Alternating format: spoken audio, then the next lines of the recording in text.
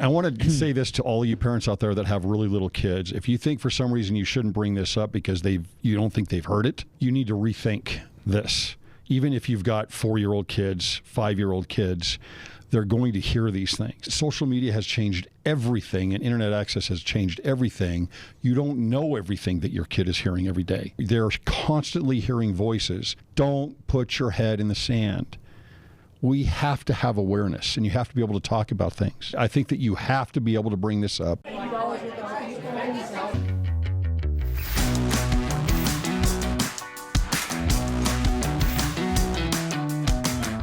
All right, welcome to Cwic Show. My name is Greg Mattson, and I am your host. In this episode, we bring on Austin Falter and both of the Paul brothers here all together. That's right. This is an incredible ensemble and panel here that we have together. But we're going to talk about the family proclamation. Whoa! That's that controversial already, bro? And we're going to talk about kids and the family proclamation. Austin Falter has come out with a new book. Why don't you show that? Do you have that book with you? Yeah, right here. All right, show it to us. We got the family, a rhyming proclamation for kids. We took it off the wall and tried to take each and every principle from that and make it digestible for kids. We've got, pages illustrated, amazing art, and a hidden butterfly on every page. So it really is a fun people like me and experience. Jackson. Appreciate keeps us attentive. Picture book. So let me ask you this, Austin. First of all, why do kids need a book on the family proclamation? The biggest thing is we bring a lot of narratives into our home through movies, through books, through different things that at this point are reaching. You don't just hear about worldly beliefs on the family or on marriage or on gender. You don't just hear about that when you're in middle school now. Like, you start to learn it from media a lot sooner. Peppa Pig, Coco Melon, right. Everything. You're like legit though. So I was having a conversation with Hayden a few weeks ago, and he's like, we went to the library and we found on the shelf this book that was not what we believe. So I'm like, what? So I actually went to the American Fourth Library recently after that conversation, and I just started searching in it. I was there for 6 minutes in the library. And in the computer, I found a dozen books that teach things like little children can transition genders, things like here's the history of pride, but a kid's illustrated book for like nursery kids. Things about marriage, things about divorce that we don't believe, things about just all parts of the family proclamation. We do not believe any of this. They weren't written by parents. They weren't written by people who have the same belief in Jesus Christ that we have. And that's concerning. That usually when I go to the library, my kids go pick out a book, we bring it home. They could go and pick out a book about my brother Sam, who was a girl who transitioned to a boy, and now he's my older brother. And the art is amazing. And that might be the book they choose because the art's amazing. And we don't really have that to be able to teach what we believe about family and marriage. And so I wanted that book. I wanted that experience to be able to sit with my kids at night and really spend time teaching. You know, it used to be that school was the place that you had to really watch out for. Sure. Right? Because it was really the only real place that had access to your kids. And it's like, okay, who's the teacher going to be? What are they being taught? But now, with social media, with the internet, throwing an iPad in front of a kid, TV, everything else that they have access to, it's so easy to get a message into a kid's brain, even at 2 or 3 years old, that you could start building a narrative off of.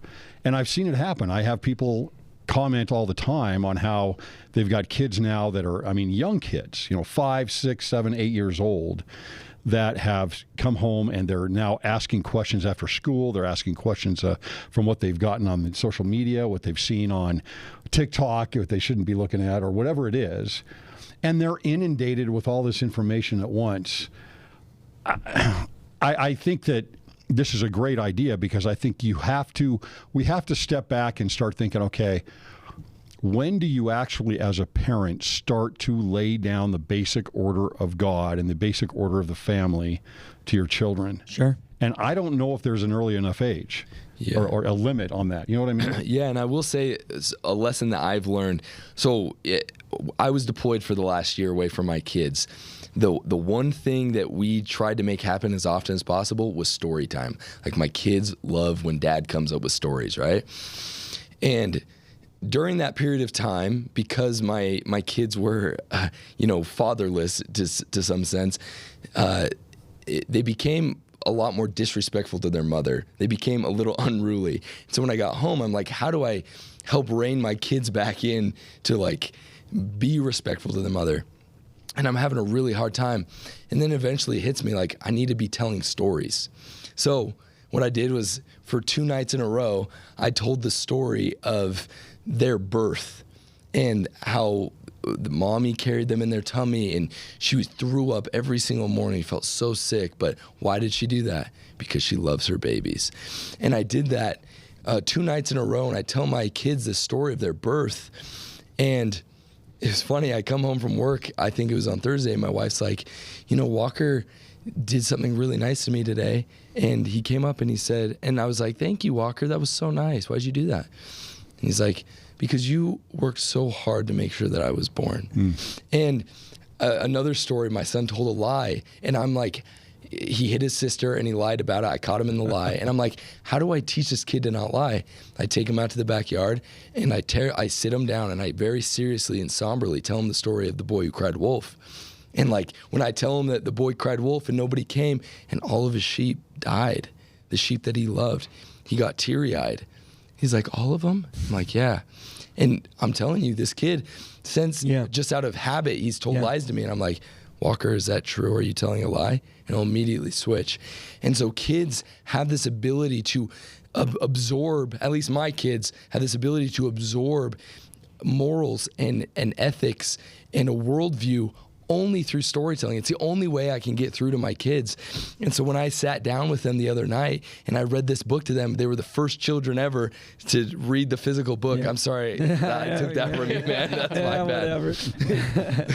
But when I read that to them, I could just see them asking questions, finding answers, and thinking about what a family is in a way that I'd never been able to explain to them before. Yeah, well, it's been 30 years, so clearly this is like one of many books on this subject, correct? I can't speak to the Etsy shops out there that may or may not be selling something, but I don't think there's anything else. Nothing in Deseret book. No, definitely not. Definitely not. Shocker.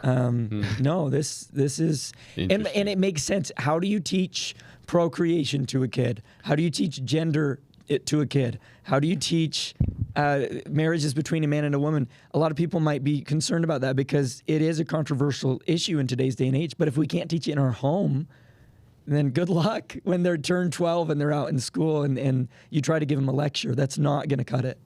The psychologists say that a child's brain gets most of its formation by the time they're 4 years old. 4 years old.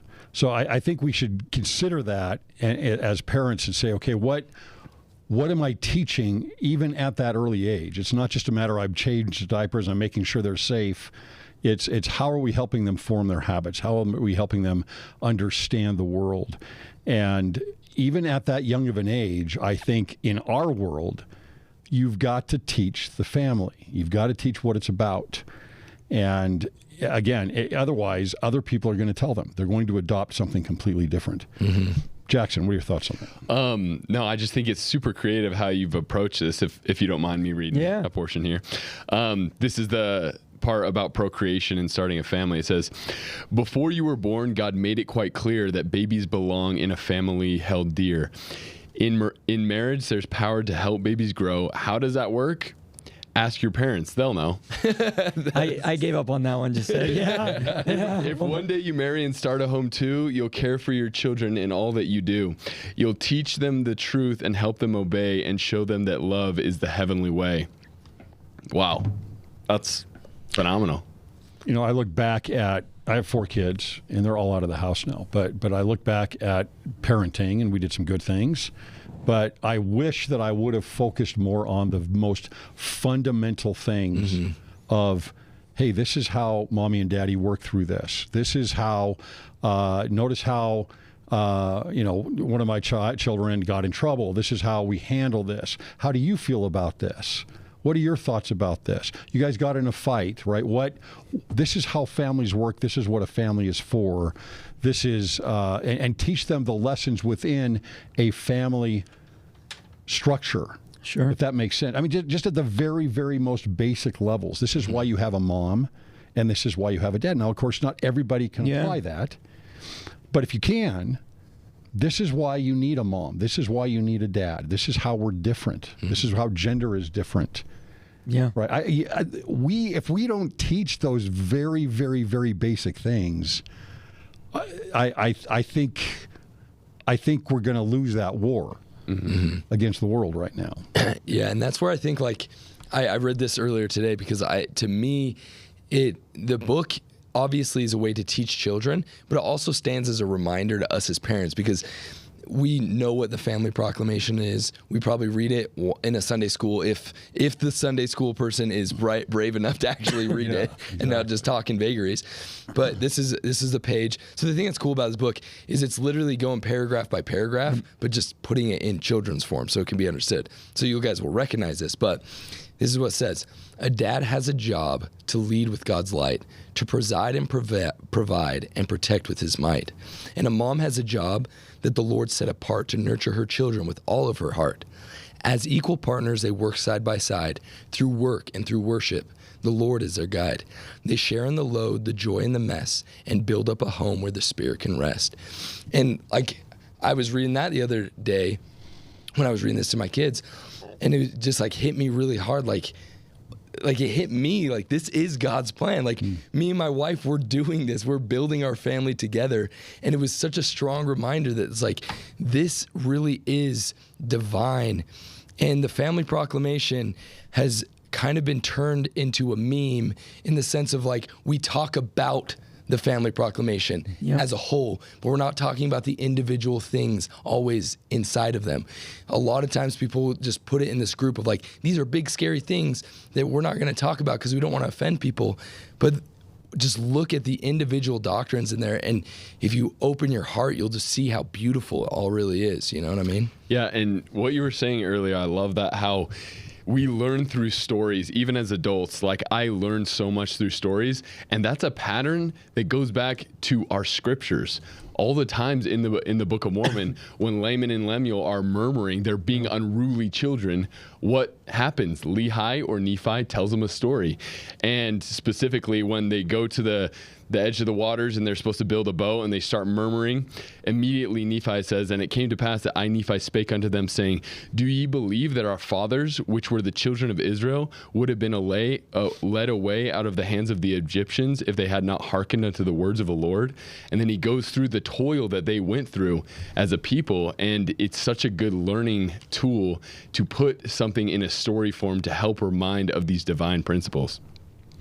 Well, you think about, why wouldn't families or parents teach the Family Proclamation to the young kids? And I think one reason might be that some might not do that is because you can't really delve into it with a really small kid and say, let me translate this over for you and understand what we're talking about here with the gender and with everything else. It's very difficult to do. This kind of bridges that gap. Yeah. How do we apply it to kids without bringing up all the context that makes people shudder at the Family Proclamation in the first place? Because they don't need to know all that stuff going on, but they do need to know what we believe.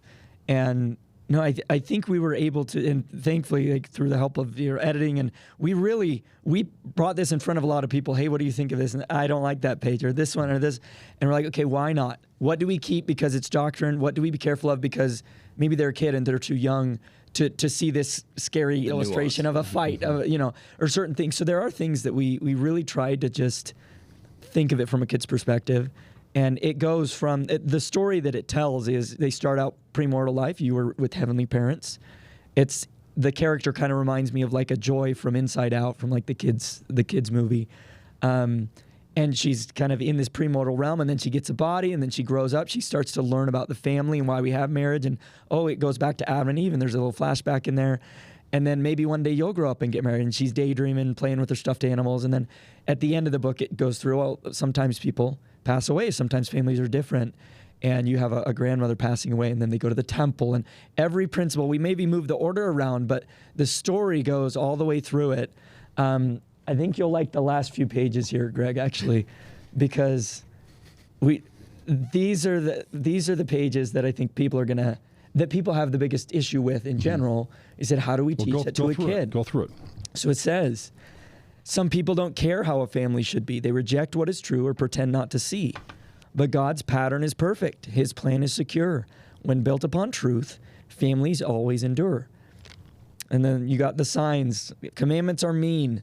That's how you can teach that to a kid. Commandments are mean. This is crucial. Yeah. This is crucial because they're going to hear these things. And a parent usually isn't going to bring this up because they're not going to bring this type of, this is what you're going to hear. And what I hear isn't commandments are mean. I don't have people on social media saying commandments are mean, but what I hear is people saying, oh, you know, what you do and say is harmful to this group of people. Like they get real specific with it. Yeah. We're not going to say that to a kid. So it's like we have to dumb it down into like, what are they going to really understand? Rules are mean. They get that. Yeah. They get that. And they're like, oh, they're not mean. I get it, you know. Why get married is the other sign here. And you've got the woman holding the family proclamation. And then new voices now question what is timeless and true. They say what God taught us no longer will do. Don't waste time with kids, the loud voices shout. Chase comfort or money. That's what life is about. Boom. And we've got our Talk about declining birth rate talk in this last general conference. That goes again. We've got our blue-haired feminist. We couldn't do the book without it. You know, we really couldn't. I think, you know, I'm looking at this and I think, of course, this is right up my alley here. But here's what and I want to say this to all of you parents out there that have really little kids. If you think for some reason you shouldn't bring this up because you don't think they've heard it, you need to rethink this. Even if you've got 4-year-old kids, 5-year-old kids, they're going to hear these things. This is social media has changed everything, and internet access has changed everything. You don't know everything that your kid is hearing every day. They're constantly hearing voices, and you know, one of the messages that I have for my podcast is always, don't put your head in the sand. We have to have awareness. You have to have awareness, and you have to be able to talk about things. And so, this to me is awesome, right? I think that you have to be able to bring this up and say, "Hey, this may be something that you hear sometimes, right?" But yet, what is the truth? Greg, you said that you don't know what your kids are coming across on social media. Can I share with you one of these things that they could come across? So, General Conference flashback, and we talked about this on our daily show, but there was this profile that I came across called the General Conference Project. And what I saw was after every talk, they would post like a cute little infographic, who gave the talk, and then in the description, like what was the talk about and stuff like that. And how many followers does it have? Is it a pretty big account? It has just under 10,000 followers. Okay. And so there was one on Ronald A. Rasband's where it says content, history of the Family Proclamation, content of the Family Proclamation. He says that Family Proclamation is doctrine. He says the proclamation has a divine origin. He says confusion of genders. We could see it all coming, and that the writers prayerfully turn to the Lord for what they should say and how to say it. And that is perfectly in step with the ways of the Lord. He describes how the document came to be. He also says that if you don't fit or don't feel like it's right, then you should turn to Heavenly Father. That sounds pretty good, right? I like it. Note. Disclaimer, basically. I'm refraining from personal comments about this talk in an effort to try to be neutral in my summary, but I did find several portions of this talk highly problematic, and I don't recommend this talk for anyone choosing talks to use for Elders Quorum or Relief Society lessons due to insensitive comments that may be hurtful to many who are marginalized. Interesting caveat there. So, how would you deal with a child not getting this language, obviously, but that messaging? How do you speak to children if they're hearing it? I'm telling you, they're hearing it. Sure. So how do you respond to your child as they're hearing that kind of a message? It's a phenomenal question. I'm barren, dude. I'm just married. I think we have to be comfortable, at least in our own families, to be able to talk about the ideal. My family falls short of the ideal. Every family falls short of the ideal, but the Family Proclamation teaches ideals that we should all know, love, and cherish that bring happiness. And it's like, if I don't feel comfortable talking, when I told family members about this book, they were like, Are you sure you're publishing under your own name? Like, they were scared for me. That's wild. They were scared for me, and it is a pen name, Charles, because. But it's not to confuse with it's to confuse with his business. It's not to confuse with my business, not because I'm not afraid. It's like, is his name. No, I actually believe this stuff. Yeah. I'm comfortable talking about it. And that's just a wild. I was not expecting that reaction from close family members who believe the same thing I do. I think it's bizarre that we've gotten to that point, and we've got to be able to talk about it in our own homes. Mm-hmm. For sure. I just find it. There's this line that Austin said he didn't. I'm attributing it to him, but I might try to like buy the trademark or something from him for Little Saints Books, which is the imprint that we're printing this through. But he talked about how to teach children, you have to take it from "and it came to pass" to "once upon a time." And I just can't say that.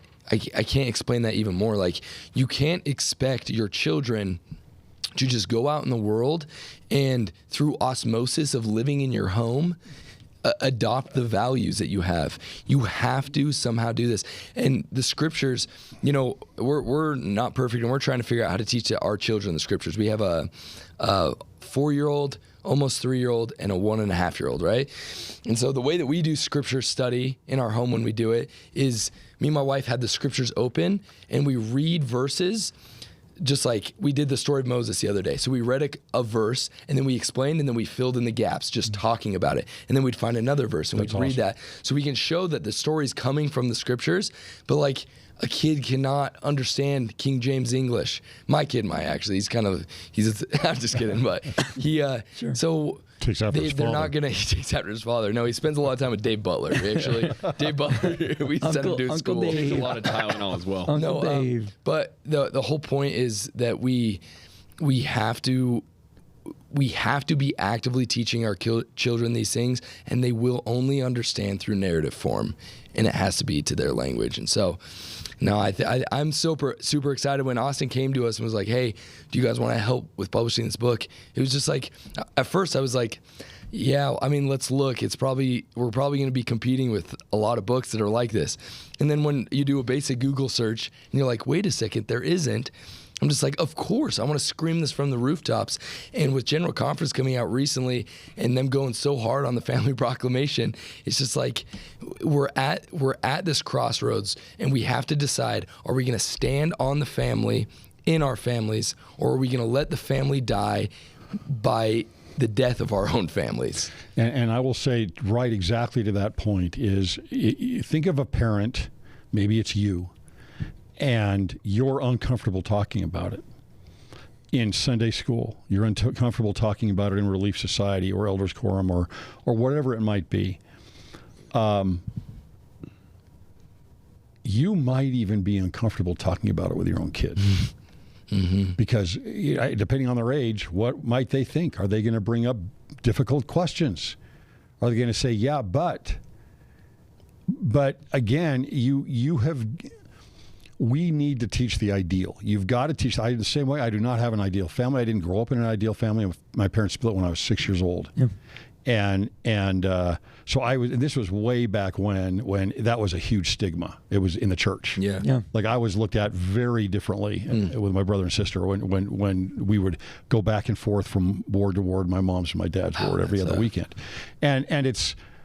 But you know what? My parents, including my stepmom, my dad remarried, all fought for the ideal regardless, right? It wasn't like we're going to stop teaching them to grow up, be good husbands, be good wives, have children, live the gospel, right? You don't stop from that. And if you're going to hold back from your children, I would suggest, look, first of all, would be a great tool to get through that if you're a little worried on how to talk about it. This would be a great tool to bring up questions. I think that if you read this and you're talking to your kids about it, you're going to come up with additional ideas on what to say and to teach of your kids, because you got to teach them, or somebody else will. Which is awesome because Greg hadn't even seen the book until we did this episode. So we converted Greg on thinking that the book is worthwhile. But no, that's awesome. Jackson, are you going to get the book for your kids when you have them? Hey, when the day comes, this will be embedded in their head, in their skulls. Their skull. Like literally? Their skulls. That's crazy, by the bro. time that happens, I'll tell you a story. you could probably download it into a chip. Seriously. I'll get the premium for the Neuralink that I put in them so they can get this. yeah, Do you download guys audiobooks. think that we're, I think that it's interesting to see how the church reacts to culture, right? Because you have to deal with it. Yep. And there might be things that you might not say because of the culture that we live in or as much. And there might be other things where you need to say things a lot more, depending on things. Are we, as Babylon separates more and more from the gospel, are we going to be in a position where we need to speak more and more and more about the family? I think so. I think also, and this is funny because it's been said of every generation, including your own, right? Like we've all heard, like, you're a chosen generation. I will say this about Gen Z. Are you saying I'm in a different generation from you? You are in a Gen. You're not. You're Gen X, right? Or you? Okay. The greatest generation. Gen X, the greatest generation. I do But, like Gen Xers. The forgotten generation. Yeah. So I guess the thing that's awesome about Gen Z is like they're seeing through the BS, for lack of a better term, so easily, and they're getting so based. Like the way that they're going to rebel against the world is by getting married, being faithful, having children, And being a good Christian. and being a good Christian. And so I'm actually very, very excited for the future because I think that Gen Z and then eventually their children, as they're having it, they're going to be raised respecting the family. And so like when I look at it, I think that the culture and the church, it's moving in the proper direction, that they're going to talk about it more because they want it more. I think people want families in a way that the millennial generation did not want families in the same way. I'm curious to see how it plays out. When you say, do we need to talk more, how is that going to change? What I have come to believe is that just like you can gain a principle, a testimony of gospel principles of the Savior, of his atonement, of commandments, I think you can gain a testimony of the family and the individual principles of the family proclamation. And I think without that, there's going to be a lot of people who struggle. Mm-hmm. If you don't have a testimony of these things, go out and get one because you're going to need it. Because the culture is not going to care. It's not going to slow down or change. So, yeah, I think we have to figure it out within our homes. So again, if it's becoming, it is becoming more and more controversial. I mean, this is a controversial book. Yeah. Which is crazy. Yeah. In a sense, right? It's like Jesus some people. Jesus isn't white. That's Oh, we all know that. Come on. that's true. Just kidding. There's you're going to have some people that are going to be not happy with you for putting this out, right? So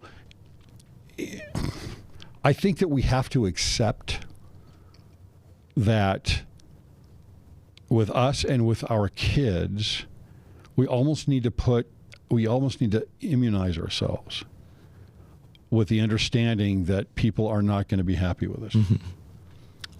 Right? They're not going to be happy with us. And that can't be the goal, that they're happy with us. Yeah. Right? That you've got to immunize yourself and you've got to immunize your kids to say people don't always agree with this. They get to have their choice, they live the way they want, but then they might even get mad. Right? That's a good question. Yeah, we'll see. Well, that's a good thing. Like, how do you immunize your children against criticism? You know what I mean? Well, I think part of it right here. Yeah, that I mean, page with the for blue sure. hair. This is Yeah. that just coming Show up that and it's gonna showing happen. those things. I think is not triggering in a way that some people might think that it is. I think that this is helping to inoculate people and your kids, and letting them know. I mean, hey, this is important. It's true. And there might be adversity, and you might hear other things at school. Yeah. And your friends might say something different. Yeah. I also, this is something that's interesting. I remember when I had this realization, it was like at the very beginning of the Sick of Joseph channel, we were having a conversation. I can't remember who it was with, but I remember reading in the Book of Mormon about Lehi being mocked. And, mocked. And a lot of times when the Book of Mormon videos are done or things like that, they're always like, Lehi, you think you're smarter than us, da da da da da da da. And it's always like overly theatrical and very broad. But the thing about even in here that's very clear is it's very specific. Commandments are mean. It's written like you're not going to find out an actual sign, but it's the concept that's very specific. Yes. Commandments are mean. Why get married? And I guess to your point, what you're saying is we have to stop just talking in vagaries with our children. Yes. A lot of times we use it as a way to escape. So even like talking about sex with our children, like especially to like teenage kids, we won't talk about specifics about like, doing stuff other than like actually having sex, like even right now I'm talking vagaries because I who knows what the audience is, you know what I mean? But when it comes to our children, we have to be specific. And so I think that is right. We have to not just create the Book of Mormon video, you, my prophet, are not in charge of me. We have to be like, no, people are going to say this about the family. They're going to try to make you believe that if you don't support gay marriage, that you are a bigot and that you hate gay people. And that's not true. It's a false dichotomy that they're teaching you. And so you have to be specific. And that hurts a little bit. And that's hard to do. And people are afraid to do that. But you have to do it.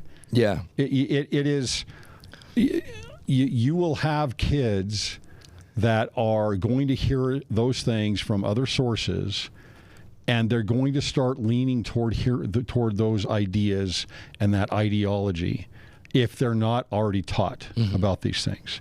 Yeah. You gotta make your kids aware even at a very, very young age. Yeah. One of my favorite parts in the actual text of the Family Proclamation, it says, happiness in family life is most likely to be achieved when founded upon the teachings of the Lord Jesus Christ. Successful marriages and families are established and maintained on principles of faith, prayer, repentance, forgiveness, respect, love, compassion, work, and wholesome recreational activities.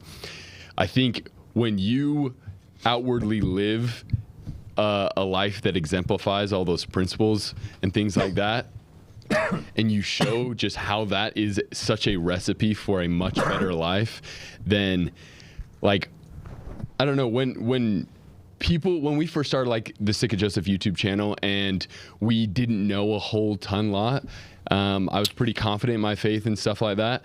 But when we would get criticisms from people that, were heavily against the gospel of Jesus Christ and the restored gospel of Jesus Christ, a lot of times I would feel insecure and almost embarrassed because I wasn't strong and confident in my faith that this is actually the truth. But as we've gone further and deepened our understanding of the ancient nature of the Book of Mormon and the ancient nature of temple ordinances and all that, once I finally digested and understood to my core, I love it when people talk against us because it's an opportunity to teach. It's an opportunity to teach. And if you approach that with humility and with knowledge to truly instruct someone on how these principles are divine and they will lead to, just like it says, a more likely situation in which happiness is felt more abundantly, it's going to be awesome. And your kids are going to be really great examples and disciples of Jesus Christ. So Austin, with the book, what made you decide to do it, and why do you think it's an important book? So, the first book I ever wrote was a kind of a family history book for my kids, and it's a story of one of our ancestors, John, who was he was so cool. He was like Forrest Gump. He would pop up in all these like places in history and just had the coolest story. I'm like, how do I get that has inspired me into my kids' brains right now? So I tried writing a kids' book. That was my first book I wrote. That's cool. And my kids love it because they see John and he's on adventure and he looks like a little Pixar kid or whatever. And that's after I started reading that book, my son would start praying for John. And he'd start saying, I miss John, or I miss Grandpa. I'm like, which Grandpa? And he would say, John. It was like he's never met John. But the story was internalized at that point. And shortly after that is when the idea came. It's like, you know, if I want to teach my kids this, I wish I had a book about this. And that's when the idea came. And I think I'm excited to bring it home tonight and to read it to my kids and to see how it instills in them. Yeah, that's awesome. Everybody, go get this book, Family, A Rhyming Proclamation for Kids. We'll have the link in the description. You can use the code CWIC, C-W-I-C, to get a 10% discount. Austin, thanks so much. Thank you. Great book. Jackson, Hayden, thanks for accompanying us. God bless you, Mr. Greg.